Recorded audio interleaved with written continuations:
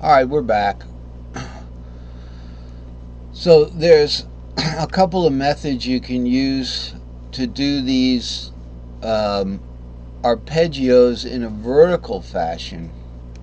Alright, so let's look at the Aeolian in the G box. Okay, now as you know, I don't want to keep moving the screen around, but as you know, the Aeolian arpeggio would be 6 root 3. Okay, so it'd be 6 root 3, 6 root 3, just like that. Okay, 6 root 3, 6 root 3. But if I wanted to play that arpeggio straight up, let's say I don't want to go down the neck with it, even though down the neck is great. Because this gave us this chord, you know, and it gives us these other chords, these wonderful chords. Okay, and the G-shaped one, which is a little difficult. We want to go straight up. How are we going to remember? How are we going to remember this? I have it written right here. This is the tool. These are the tools laid out. Okay, you don't particularly recognize them because they're this one starts on the top of an S2L, and this one and then there's your S3L right here, and then it goes into a full S2L there. Okay, but it's warped over. So the 6 and the 3 are warped over. They're not over the 7 anymore. All right, so let's just square them for a second. We don't want to waste too much time on this. This is your S3L. Okay, and this is the S2L right there. Remember, our friends are building blocks. This is the top of an S2L. The bottom's in the no string zone on the bottom of the fretboard. Okay, so this is how it pans out, and you just remember that if you want to do the Aeolian, the A minor 6 in the key of C, okay, you've got to choose the 6 and the R, okay, and the 3 out of the that's the top of the S2L, and you know this. You know this. Yeah, and this is how you're going to play it. Okay, let's keep playing. All right, so now it's going to go.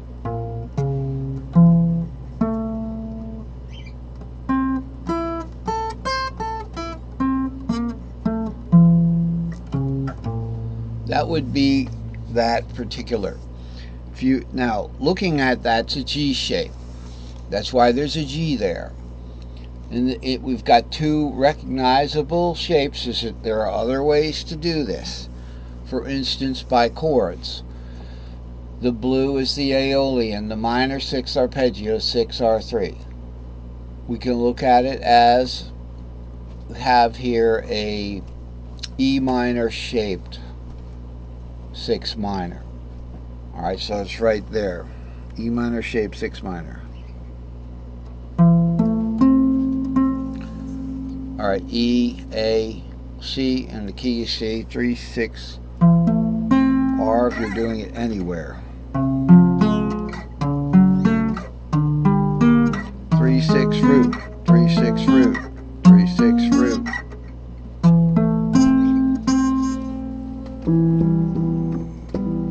Whoops. Okay, but that's second inversion, so it's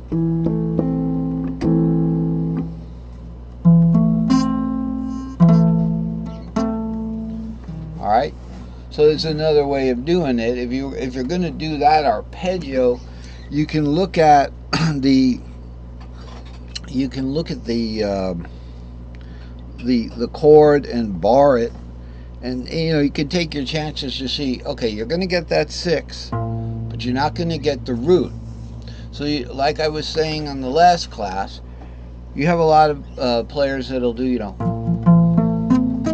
they'll just play this, rattle this right off.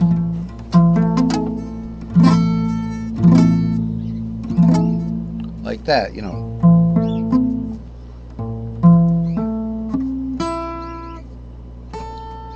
And they're missing the arpeggiated root. And let me tell you, it sounds a lot better to go.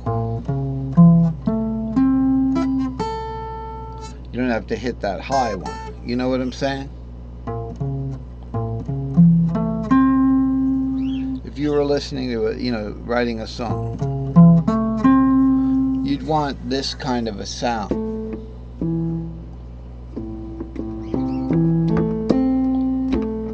Right? You wouldn't want to skip that root and go.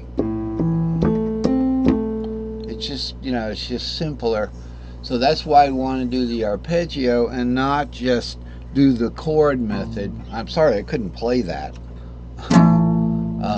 Sometimes it works for me, sometimes it doesn't. Because I'm not doing as much playing as I should. You know. That's your job. You, the rock star, remember me when you make it.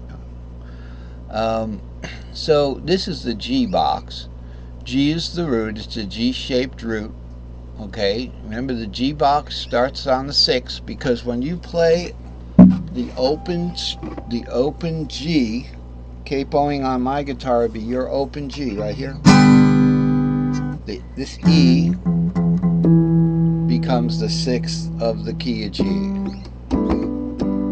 That's why the open G box, the G box, when you move it up the fretboard, right? You're going to move that G up the fretboard. You know, kind of thing. I know it sounds terrible because I didn't bar it. So, you know, starting that G like this.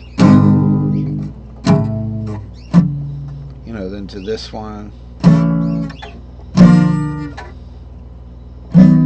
It sounds terrible.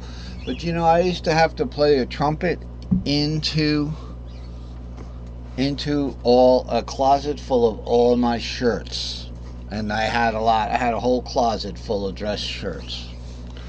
So, you know, that's in Bolshevik building, strength building, and things like that, like Hannons and whatnot.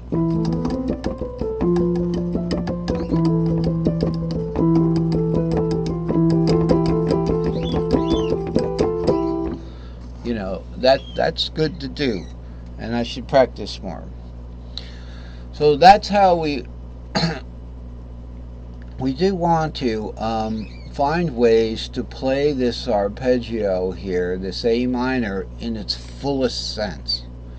And the way to do it is to internalize where these numbers are in your toolbox. These are the tools.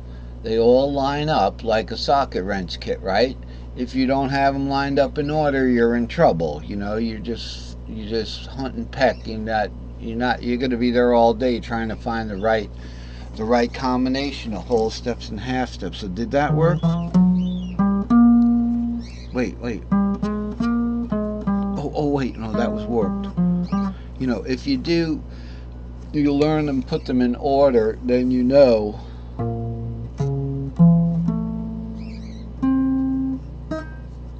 Sorry, I didn't warp over. See, I was reading the chart, but you get it in your head, and that's how you get these arpeggios. And that's very important.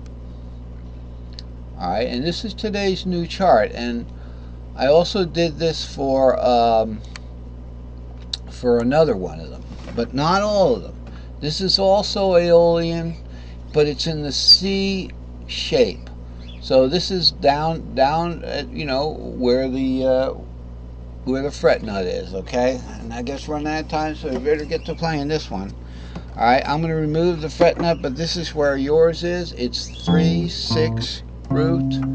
Then we take the 3rd on S2L straight up to the 6th. The root's going to warp over where your C usually lives, and then open E.